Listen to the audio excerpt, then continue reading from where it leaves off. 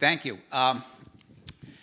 We are having this panel primarily to try to speak about spaces to places, and we've assembled some great panelists for this effort. You can see the names here and you have the bios, but we're in an effort to save time. I'm not going to read the bios. You have that in your pamphlet. What we'd like to do, though, is to start with Peter Propp. Peter's from the Stanford Innovation Center in Stanford, and Peter is going to lead us off, and you'll hear various not only opinions expressed, but things that are things to try to generate some thought in this process about how we can all collectively make this happen. Thank you.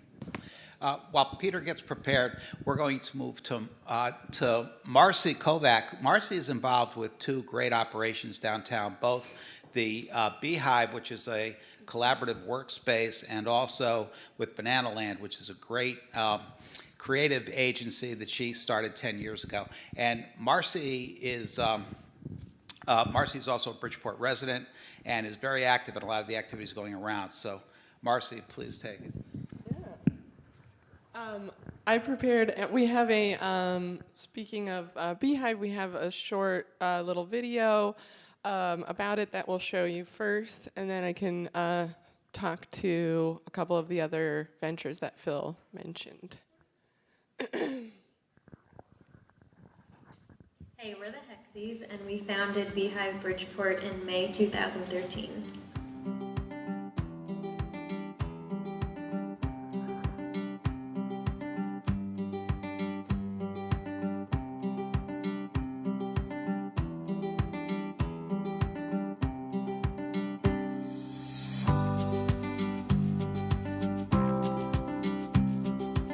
There are a lot of people with ideas, like great ideas about what they want to do in Bridgeport, and Beehive kind of offers that launch pad for you to get started. Once I came and did that, it immediately resonated for me. It had really great energy and very different from working in a traditional office space. Why build just one business? If we're going to build one business, why don't we build a business that builds other businesses? So we don't have to decide on just one business. We'll create a place that is creating more and more businesses and ultimately bettering downtown Bridgeport. I think it's just provided a space, a friendly space for people to walk by and see, other people working and come in and just question us about like, hey, what are you guys doing in there? I know a lot about myself and my work style, and one of the things that I know is that I don't work well in isolation. And I think the greatest thing that the Beehive has brought to my business and to my work experience is this sort of atmosphere and this atmosphere of collaboration and friendship and camaraderie that I find really important, even if it's something as simple as just breaking up my day, but it often turns into this really great sort of work collaboration and friendship forming. I really like being able to be part of a small team but feel like I have a lot of coworkers, and feel like I can be like, oh, like, how's your baby? Or like, what did you do this weekend? With a whole group of people who work on a whole bunch of different things. It feels almost like I work at one really big, diverse company. I don't think there's any kind of typical Beehive member other than, kind of a positive energy and enthusiasm for the work that they're doing and for, meeting other people. It's a real sense of community. I mean, if I compare Beehive to other co-working spaces I've been to, it is what I think co-working spaces are designed for, which is a real sense of support and community. It's like a little family, and I think that's really my favorite part. One of the things that is kind of like memorable and it's good to have is the potlucks every month, because it gets everybody in the Beehive talking to each other and talking about each other's organizations and what they're doing and how everything's progressing, and it gets to kind of like make it humanized to everybody, and everybody's like, oh, how's your kids? How's your business doing? So it's a nice time to just reflect on what everyone's doing at that moment. I'm really grateful. I think like the first 18 months would have been completely different, and I think would have been a lot worse if we hadn't been here. Cities across America have thriving co-working spaces for that very reason, because what it does is it connects people, who have things to benefit each other and offer each other, and the relationship becomes mutually beneficial. My favorite item, probably the couch. I kind of hang out there and study. Sometimes I'm on the couch, so that's probably my favorite. I think my favorite thing in the Beehive are our bikes. It's pretty awesome that we have the 2 bikes here for any member to use, especially on days like today. My name is Jeremy Berman, and I am the co-founder and CEO of a company called Dream See Do. I'm Veronica Malika, and my company is Indigo Partners. Brendan Williams, and I'm a computer science student. My name is Christina Kazanis. I am the managing member of HK Consulting Group. Hi, my name is Callie Heilman, and I am a partner with Hartford Prince. My name is Brittany Coleman, and I'm with FaithX for Education. My name is Kayla Medina, and I'm also with FaithX for Education. Hi, my name is Maggie Gotterer. I'm the queen bee here at the Beehive. Beehive is collaborative. Inspiring. Creativity. Fun. Community. Connected. I love the Beehive.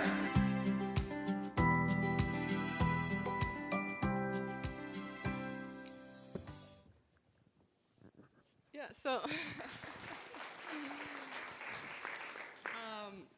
so as you saw with the video, with Beehive and with my other company, the Banana Land, we are just big believers in community and connectivity. I think what I first saw when I came to Bridgeport, beyond just an amazing array of talented people, was that there wasn't a place for all of them to sort of get together and to exchange not just ideas, but maybe create things together.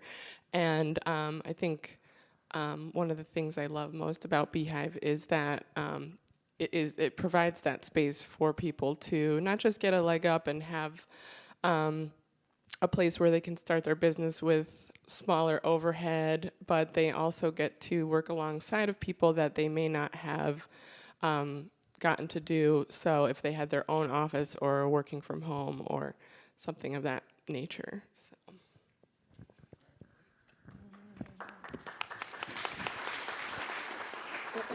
And Callie Heilman, who you've seen on screen as well as here, and she's not only the middle of these 3 wonderful women that we have on the panel, but she's also the middle sister of their business up in Hartford. Callie is also a Bridgeport resident, and Callie, please tell us more. Okay. So I started Hartford Prince with my 2 sisters in 2012. We are an urban goods retail store and letterpress studio located on Pratt Street in downtown Hartford, and we also have a website, hartfordprince.com.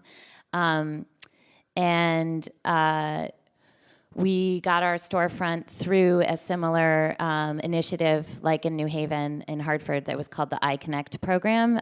That was through the DECD for this here in Connecticut. And we were in our space 9 months rent-free. And it really was the reason why we were able to stay and why we continue to thrive in downtown Hartford. One of the reasons. So I also have a quick video, and if it's ready. I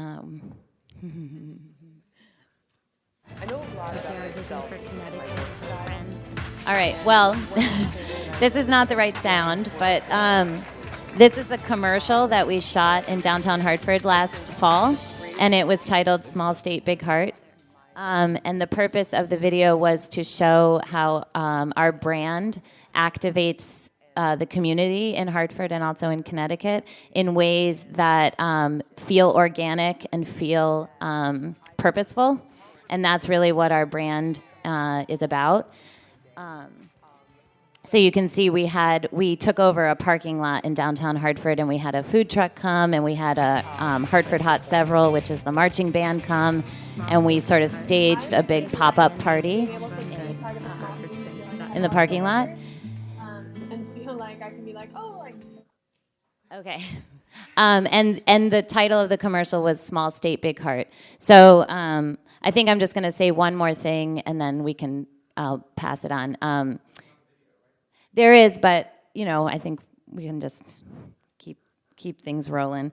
The purpose of Hartford Prints, one of the reasons why we started the brand in the first place was we were born and raised in Hartford, and we, after traveling abroad to many other places and coming back to Connecticut as working professionals, we understood very deeply the disconnect between our cities and our suburbs, and knew that the 21st century is all about reorienting around cities, and we needed ways to express pride and love for our urban centers, and we didn't have a way of speaking to that or speaking about that here in Connecticut in a cool, hip, kind of fun, funky way. And so all of our products orient themselves around trying to give people a way to express that.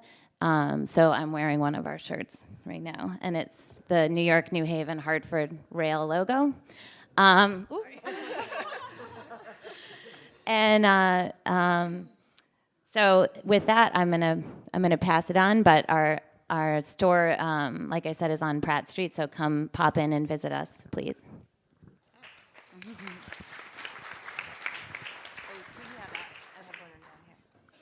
And our next panelist is Anita Durst. And Anita came up from New York City today to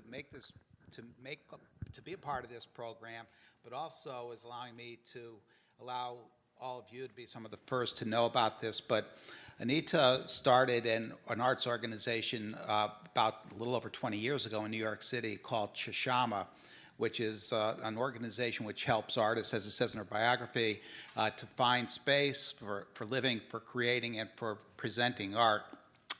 And now Anita has decided to have a partnership here in Bridgeport, and we'll be opening 2 locations here for the same purposes. And the expansion upon those 2 spaces is very likely to happen very quickly as more information goes out about it. So with that, Anita, please. Thank you. So I would like for everyone just to turn to the person next to you and to give them a high five, please. Thank you. All right. So, and then I'm going to ask you to do one more thing. And if there's not someone who's really close, if you could just give them a hug, too. So, here you go. Thank you. All right. So, here you go. Okay. Yeah. Okay. So the reason why I started Chashama is because I want people to connect to one another like we just were.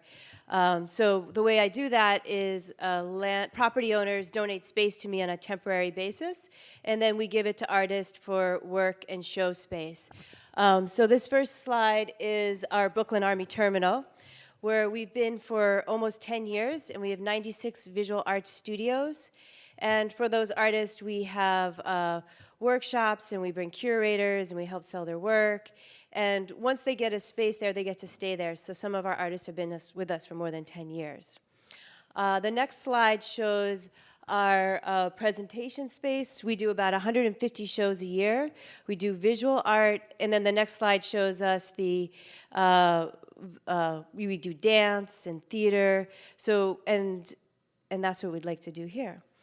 And then we're moving on to, I believe, Santa Fe, New Mexico, where we will be expanding, and then we're coming here to, Manawa, New Jersey. Who can forget New Jersey? And this is what we're doing in that space. We're going to build it out and put studios in there and create a community. And then the next slide is our spaces here. And I believe I have the right addresses. Kind of dark, but yes. One is just 3 storefronts down on Fairfield Avenue at number 305 Fairfield Avenue. And the other space, which is a little bit bigger and which we expect to have a lot more studio space grow into, is in the building that the Downtown Cabaret is also an occupant of up at 265 Golden Hill Street. So I am very interested in hearing from the community about people who would like to have shows or workspaces. An example, one of my favorite, I'll do two, is you could walk into our space and you could marry yourself, and you get a ring and a picture, and you do your own vows. Another one was where you would tell your secret, and the artist would, take it from the box, and then she would put it on the laundry line to let it dry out, and then she'd put it in the window. So creative ideas like that, or people who are looking for workspace. Thank you very much.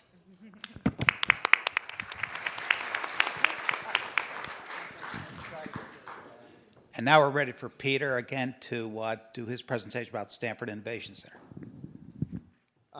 Stanford Innovation Center is located in the old town hall building in downtown Stanford. We have about 16,000 square feet, so it's a very large facility. And what I always say about it is the size of the building and our operations there really defined what we want to do. If you had a space that big, you have to fill it up. You have to do what you can to make sure it stays alive. So we have events on a regular basis, about 20 events a month. Every Tuesday we have an event called Innovation Roundtable where job seekers, entrepreneurs, techies, coders, investors come together. We let anyone present that wants to, pretty much within reason. Of course, when Google comes to present, that's the most exciting time, so that's happened a couple of times, people of that caliber. We also run larger events. We host the Stanford Tech Meetup, which is one of the largest tech meetups in the state. We also are the host for Startup Grind, which has a chapter in New Haven and works with us in Stanford. It's a very exciting place to operate. We've helped about 40 companies go from very early stage to quite a reasonable stage where they're either gotten terrific investment or are contemplating that route. We have 4 companies who, actually 5, who got too big for our space, expanded. One's in Norwalk, 4 of them in Stanford, with 70 employees around Stanford, taking up other real estate in Stanford that they wouldn't have otherwise have taken. They would have been in Brooklyn or Manhattan or wherever. And those companies have raised together about $10 million in venture. So we're a combination of things. We're an incubator focused on nurturing the growth of startups. We focus on the technology community, make sure we can nurture the growth of the technology community. Stanford is interesting because it's so close to New York. There's an awful lot of, I'm going to work on my startup here in Connecticut, but if that doesn't happen, I'll just go get a job in Manhattan. So it's got that bit of a conflict. Our motto has been to help anyone we can, to leverage partnerships, to develop what you would have seen if I'd shown my wonderful slideshow, some beautiful design work it's some of it's running. Oh yeah, so some of these slides are, yeah. Oh good, well, here you see some of the stuff. So this is our auditorium, which holds about 150. This is our team. We've had a lot of parties and a lot of alcohol and pizza served. But I was going to say that the design work, which you may have just missed, a lot of it was done by Marcy and her friends from Banana Land. So when we started, we had a much more of a sort of a corporate look to our furniture. It's a very old and interesting facility, but with the corporate furniture, it wasn't giving it that sort of funky appeal. And so we outsourced the funky appeal to our good friends at the Beehive, and that was a great collaboration. And we really view our role at the Innovation Center as trying to drive a lot of activity across Fairfield County, across the state. So we've got a large newsletter. We promote everybody's events on our newsletter. We also partner very closely with the Refinery, which is an accelerator for women-led startups. And so that's a lot of fun. We do that work very happily, and the growth of women-led startups in Connecticut has been outstanding. So I think it's one of the real bright spots. I could go on, but it's a lot of fun to run the place, and it's been a lot of fun to get to know young entrepreneurs or career changers, mid-career, who wanted to get going with something different, and it's been a lot of fun. So, thank you, Peter. We're going to have some time for questions after a couple of thoughts that are just going to be presented to the panel for them to kind of randomly just comment on from their perspective, not just about what they do in particular individually, but what they see this whole activity of spaces to places and things needing. And the one thing I was hoping you could speak to a little bit would be some of the challenges and rewards of doing the kind of things that you're doing and the kind of things that we're promoting here today. Well, I do think that one of the challenges, I know we've talked about this, is burnout at the leadership level, because you get asked to do so many activities, and you want to engage, you want to be supportive, but if you don't have a team that can handle offloading the management of an event or the development of a strategy, it can after a while be really quite exhausting. So I think that's one of the challenges. Yeah. I would add that, you know, again, it comes back to the connectivity. So if you're not connected, let's say, to a developer who is willing to give the project a chance, that can be one of the challenges, is just the space in general, or the financials could be a little bit more daunting if you aren't kind of in tune with people who can help you with that, or maybe just you know, give you a leg up to start on a, you know, smaller scale, and then, you know, give you that chance to grow as you can. So unlike activating a space for others, like I have a business in a space, right? So we're a retail store, so we rely on foot traffic. So the biggest challenge for Hartford Prince is to be retail in downtown Hartford. That is, I mean, it's just really, really challenging. And so my business has had to be many, many, many things. So we are a letterpress studio. We service wedding invitations to private clients. We do workshops. We have events. We sell online. We go and we vend across the state at farmers markets and open air markets.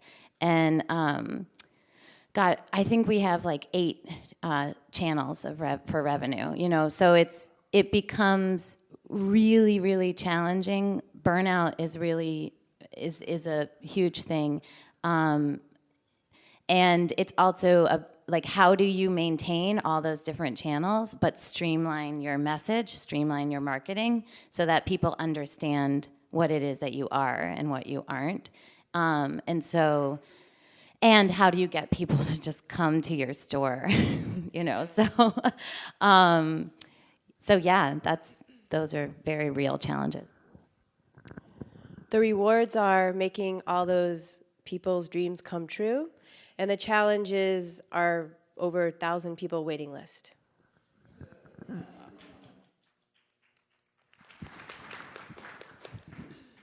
We're going to leave about 10 minutes for questions, so in the next 5 minutes, maybe we can talk about some of the strengths and positives, as well as, you know, already a few, as Callie pointed out, a few of the things that are the challenges have been talked about a bit, but also, you know, now that we're into the 21st century and with all the change that is happening, and it's happening probably more quickly than any other time in human civilization, but the 21st century presents some issues that are very big opportunities for the kind of things we're talking about, but also there may be some other views on it. So maybe we can do the same thing we just did, talk about that.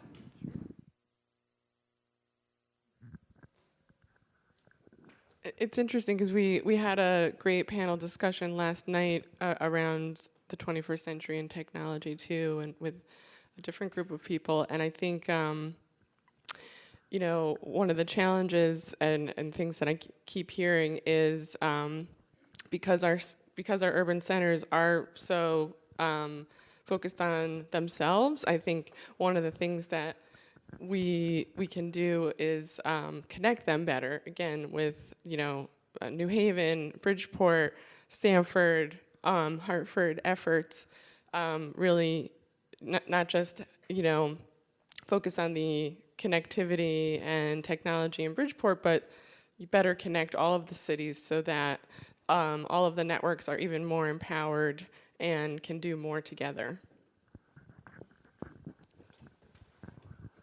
I think as someone who spent most of their career in technology, it's always exciting as the trends sort of go past an idea to something where people are starting to make money, and that's where people get most excited. For us, an example that's been really fun is we do a lot of work for Sikorsky. We're actually their innovation partner to drive their Sikorsky Entrepreneurial Challenge. And what we do is once we work with them to identify some key technology areas, we then go market, at least I don't get to go, but I go somewhere, market these challenges to startups around the world. And so we take in applications from every continent and then weed them down, and about 3 companies tend to get to present to the real smart guys at Sikorsky and Lockheed. Augmented reality is one of the areas that's been real exciting for them. So through that, we got to learn a lot more about augmented reality and what it really meant from a practical application point of view on the manufacturing floor. What does that mean to a big corporate? What does that mean to Sikorsky? What does it mean to Pratt & Whitney and others? And through that, we've developed some expertise. So we're now in the process of developing programming around augmented reality as a topic that we think is really interesting. People might think virtual reality has been around a long time, and it's not. There's no chance to get into it. The truth is that both these technologies are really early.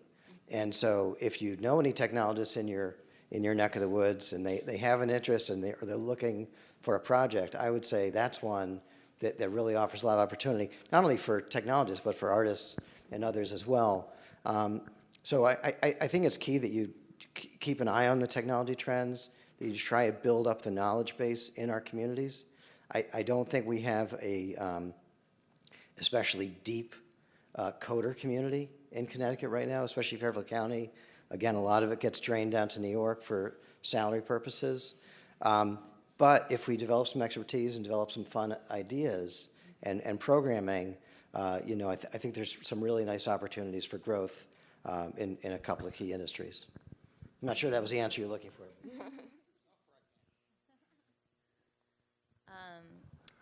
I think so you're talking about virtual reality, and like for me, it's, as we move into the 21st century, how do we create places that are real and that are true and that are artists, people doing that person-to-person connection, making that connection in the face of all of our technology. So like social media has helped my company grow substantially, Facebook, Instagram, and helped spread our marketing at a cost that has been really easy. It's a low barrier to entry or whatever.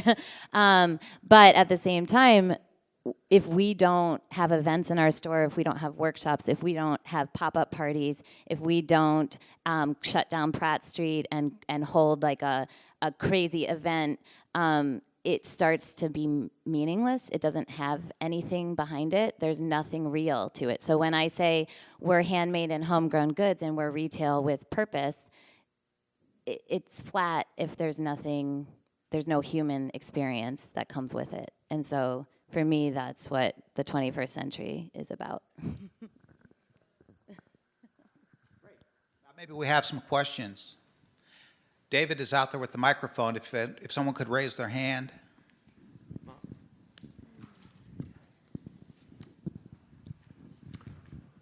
Again, Mark Hannon with the Coastal Arts Guild of Connecticut in Stratford, and I just wanted to address Peter on talking about the technical skills that are going to be needed, because artists, I think, in order to survive, are going to need to have both left and right brain skills.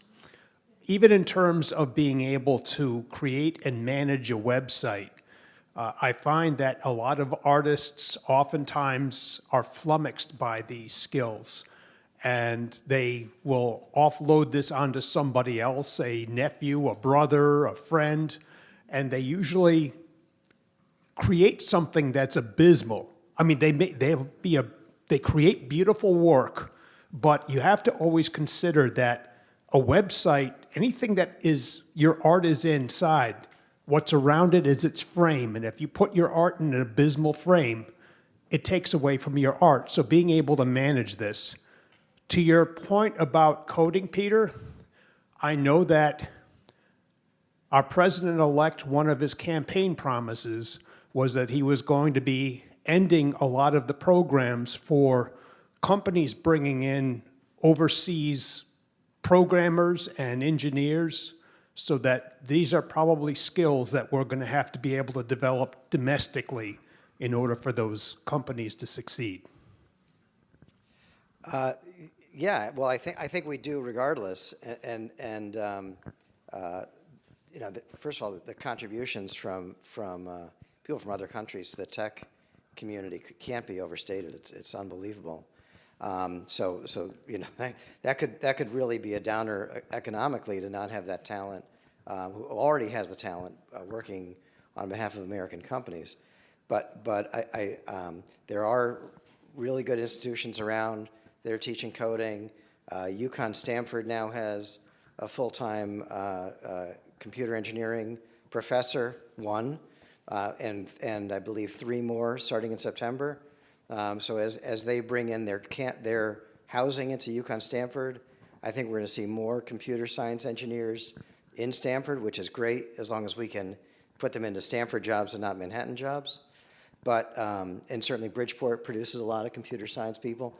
In terms of artists learning to code or making their stuff great, I think if you wanted to tackle that as a project, there could be some sort of advisory group that could lay out the options. You know, Squarespace is quite cheap. There's other platforms that are quite cheap.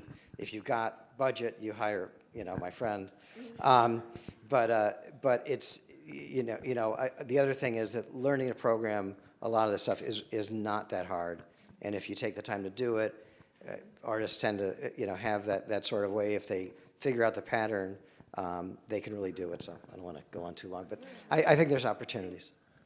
Just to add a little bit to that, I think it can start even earlier in the, not just in college. It can start as early as, teaching kids in the first grade a little bit more about that and more about professions and HTML for me. I just read my business partner's son, who's 2, a bedtime story, and it was HTML for babies.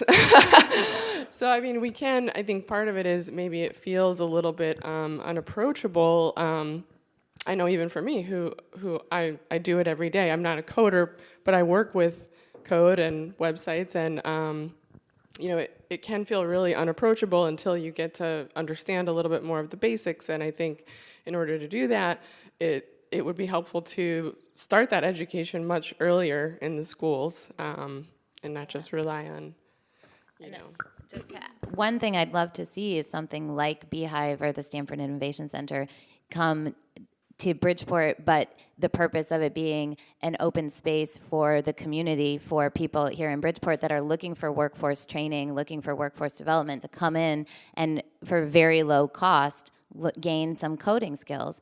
That would be amazing if it was downtown and it was like, a space that looked like Beehive, open, welcoming, but specifically for those people in our community that are in that limbo where they, the Bridgeport public school system has failed them, and they're looking for an actual skill that they can use in this, right here in this time that we're living. So, I hope I planted a seed in someone's head.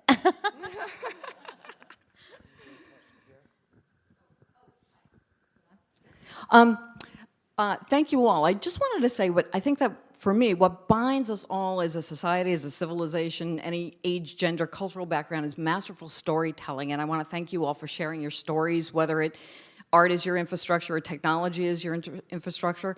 But I say that we start a movement here today to adopt small state, big heart as the state logo and get rid of still revolutionary that nobody connects with. So it's on camera, but thank you all for your stories. I think it's wonderful. You don't know how many times I've pitched that to the state of Connecticut.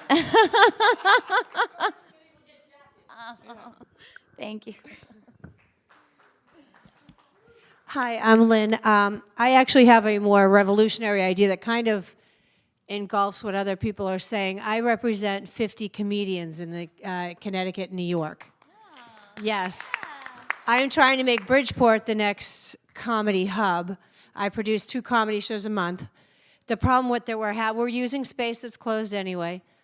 The problem we're having is that we're staying stationary and then people won't follow us. It's also hard to get people in Bridgeport. Because the performers have now matured, we're trying to go to the next level and create pop-up comedy shows. And we want to be able to pop into any community within Fairfield County, making it that not only we're accessible, but then we become a broader range.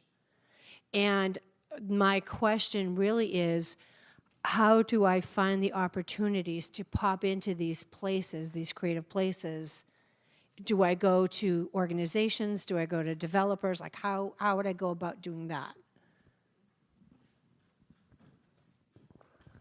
I mean, I would tell you that any co-working place, you typically will have a PA system and seats and a nice place to sit. We've partnered with so many different people with so many great ideas. That's what we love to do, and it's fun for us because we want to bring people with different interests in to do whatever, and we provide the microphone in the room, and and then you just have a great time. So I think there's a lot of spaces around, and I would just I would, as a marketer, work on your list, and then make sure people know wherever you're going, and grow your list by being in all those new places. Yeah, I would just add that the co-working spaces are the places where you can meet different networks of people who can connect you to developers or people with spaces that would be open to pop-up opportunities. So any chance you have to network and just grow that network, that's where you're going to start to meet all the people that would help you get connected to those spaces. I think you should go to where there are audiences. Maybe restaurants and bars. We're going to try to wrap up with just a few random thoughts that the panelists would like you to have as kind of takeaway items. There are a tremendous amount of things, obviously, that could be further discussed about all of this, and that's what all of you and all of us want to have continue, is the conversation about these things in many venues and with as many people as possible. But just a few random thoughts that anyone has that they'd like to reinforce.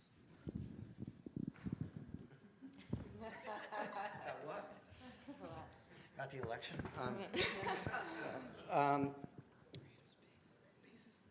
Yeah, I mean, I do think that one item that was brought up earlier, and certainly in what Fernando's comments earlier about having a strategic point of view and being able to get commitment from your landlord and from your partner, and being able to trust that you're building up something that all parties involved value, and it's essential. And I think you guys have really been able to do that from the get-go. It's not easy, and a lot of the communities in Connecticut, there's these real estate challenges and a lot of stuff that's being built in certain areas. I think there's a lot of opportunity in Connecticut, but we have to sort of figure out a way to commit to these things being essential, and providing that the Tuesday night event that we do, we've helped people that didn't have a dollar in their pocket, and help them meet people, help them find jobs, help them really get to a much better place. I think it's essential that the co-working spaces think about that role they can play in helping people get from a pretty low spot to someplace a lot better. I would like to reinforce "Small State, Big Heart" to be our state slogan. I'm gonna just quick story. My sister has vended. Rory is basically the person who runs Hartford Prince 80 hours a week, and she vends at the Big E every year.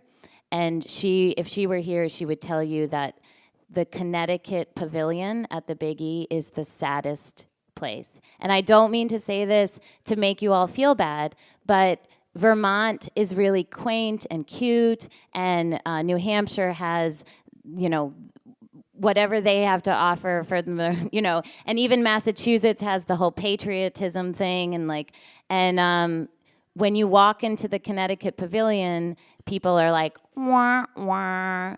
And so as the Fairfield County Cultural Alliance and as artists and as placemakers, and we have to do a better job of telling that story, of getting our art out there, and also of really we are so segregated, and where the artists are and where the people with money and resources are so far apart from each other.